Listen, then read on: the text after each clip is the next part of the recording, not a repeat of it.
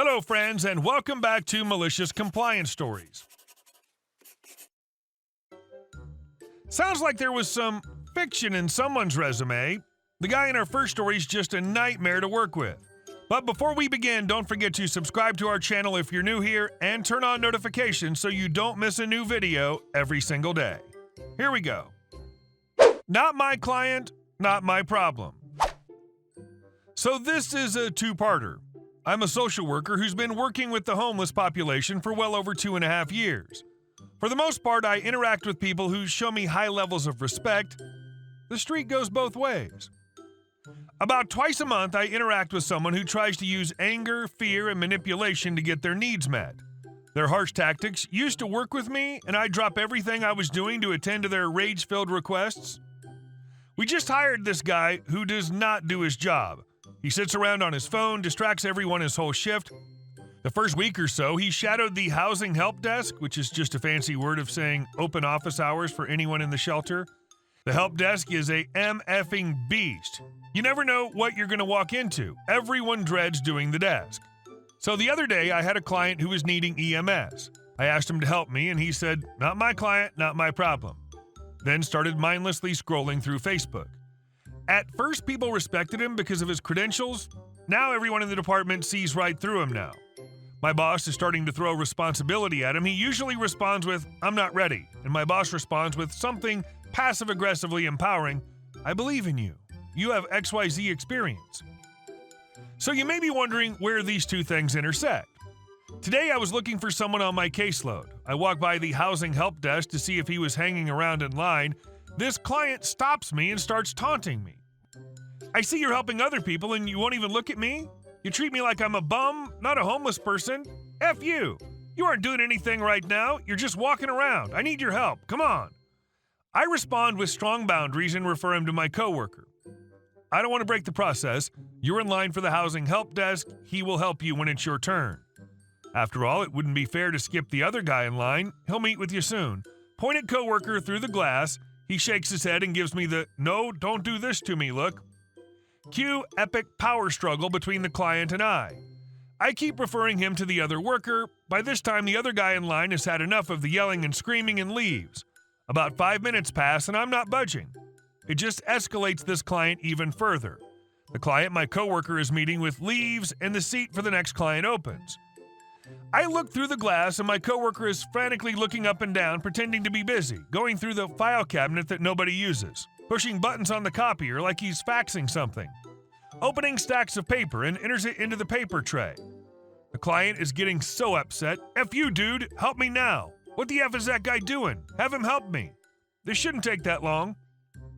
I peep my head through the door and ask my coworker if he's ready. He stalls and stalls, expecting me to bend. I tell the client, "I'm not bending the rules for you. You have to meet with the case manager at the desk. I have 30 other clients I meet with while I'm not running the desk." I open the door. "Hey, coworker X, it seems like this guy really wants to meet with you.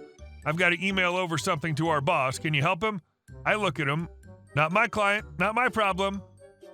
Less than 4 hours later, he's already calling places to follow up on his application.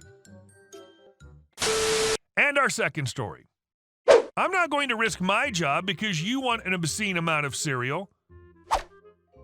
I work at a supermarket, and one of our regular customers is a woman who comes in with her 2 kids and buys an absolutely obscene amount of cereal whenever it's on sale. Now, when I say an obscene amount, I don't mean 10 or 20 boxes at a time. No, she's not here for math word problem level amounts of cereal. She comes in and buys anywhere from 50 to 300 boxes at a time. Her and her kids usually come to the back room door with 3 shopping carts and ask for 9 to 15 cases of cereal, depending on how much we have left in stock. She's gotten denied service a few times, like the time she tried to buy an entire pallet of cereal, 5 boxes per transaction the day before Thanksgiving. Management cut her off after 18 transactions, 90 boxes, because her order was holding up the lines for 3 of our 7 operational registers. 3 of our registers were broken at the time. The stock department manager absolutely despises this and has told the woman on multiple occasions that if she's going to purchase more than 3 cases of cereal, she has to call a few days before she comes in so he can order extra cereal. But she always claims that she won't know what she'll need until she comes in and refuses to. This happened to me on a Sunday when I was the only person working in my department. I had just finished emptying the baler when cereal lady poked her head into the stockroom. "Hey, could you get me some cereal?" she asked. I scanned our sale pallets and she said, "It's on the second level of scaffolding." The scaffolding she was talking about is the same kind of scaffolding you'd see at a wholesale club like Costco, Sam's Club, or BJ's Wholesale. So I told her, "Unfortunately, I can't get that down for you. I'm not authorized to use the equipment needed to get that down." She then asked, "Is there anyone on who can get that down for me?" And I responded, "Unfortunately, I'm the only one on at the moment. The full-timer who normally works alongside me on Sundays has the day off." She sighed and asked, "Could you just do it for me this one time?" And I responded with, "No, I'm not authorized to use the machine needed to get that down." And she said, "Seriously? You can't just do it this one time?" And I told her, "No, I can't do it this one time. I'm not allowed to use the machinery, nor do I know how to use it. If I get caught using that equipment, I won't only lose my job, but I could potentially face legal trouble and steep fines should I damage something or injure myself." She huffed, then went, "Fine. I'll just get the front-end manager. He'll do it for me." A few minutes later, the front-end manager walked into the storeroom with a woman in tow. "Hey, OP, are you authorized to use the power lift?" To which I responded, "Nope." So he asked, "Is full-time coworker here yet?" And I replied, "He's off today, and my brother already left for the day. My brother works in the same department as me and is authorized to use the power pallet jacks." The front-end manager turns to cereal lady and says, "I'm sorry, but that product is unavailable for today. There's no one who can get that down." Cereal lady then shrieked, "You're the manager, and you can't get that down for me!" And the front-end manager responded with, "I wasn't trained on that equipment because this isn't my department, and therefore I'm not allowed to operate it. You're going to have to come back tomorrow if you want that." Cereal lady then stormed back to the cereal aisle without another word. I haven't seen her since that day, and my department manager has since started storing the cereal pallets on the same side as the storage room door, so she can't poke her head in and demand 15 cases of cereal without calling a few days in advance. And our last story. My neighbors didn't like the color of my house, so they had it painted a different color while I was out of town. My house is on a corner lot. 2 years ago, a newlywed couple moved into the one house that's beside mine.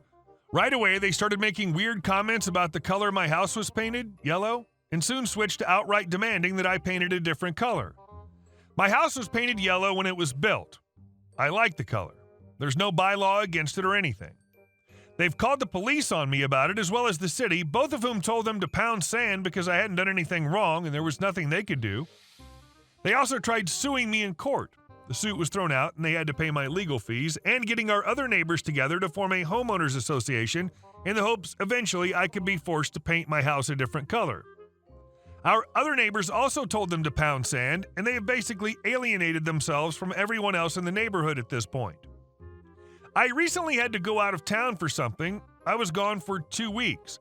When I got back 2 days ago, my house was gray. Seriously, I almost drove past it because I'm so used to my yellow house. I knew immediately who was responsible, but when I went over and knocked on their door, no one answered. I think the couple figured out that I was away, and not just at work, when they saw our neighbors collecting my mail for me, because I sure as hell never told them I was going away, and I know my other neighbors hate them too and didn't tell them. The neighbor from across the street came over and showed me pictures that he took of the painting company setting up and doing the work. He said another neighbor called the police, but the painting company had a valid work order and had been paid, so the police couldn't do anything. He also told about it, but they were being paid to do the work. They said they had to do it to avoid being sued. I called the painting company to get a copy of the work order, and it was in the name of Mrs. Jane Smith and was paid for in cash. A redheaded woman and her redheaded husband came to the company to hire them. My neighbors are both redheads, saying that they would be out of town and would like their house painted while they were gone. They gave the painting company pictures of my house taken from the street. I have a surveillance camera at my front and side doors and in my backyard because I work shifts, and as a woman living alone, I don't want some stranger breaking into my house and waiting to ambush me when I get home. My neighbors never set foot on my property at any time, so they can't be charged with trespassing, and they didn't do the painting, which was actually done properly. When I called the police, they reiterated that since the painters were hired, had a valid work order, and were paid to do the job, They can't be charged with trespassing because it was reasonable for them not to know and they were acting in good faith and didn't cause any physical damage to the house. Also, the neighbors can't be charged with trespassing or vandalism because they didn't come on my property or touch the house themselves. I don't know if I can sue anyone because there was no actual damage or harm done to me or the house. My neighbors still have not answered their door or shown themselves. I'm pissed off beyond belief because I liked my yellow house, and I can't believe how effing crazy that they have been. Update. I was going to wait until after the weekend to talk to the lawyer I used for their last lawsuit against me, but there have been further developments, so I had to call him this morning. Beyond the fact that they filed another lawsuit against me for the cost of the painters, yes, seriously, I can't say anything further about what has all happened on the advice of my lawyer. I suppose that makes proving culpability pretty easy? The painters are no longer needed to pin the neighbors. Seriously, they just completely incriminated themselves. If so, that's actually awesome news for us. Hey guys, thank you all for watching the video. I'll see you in the next one.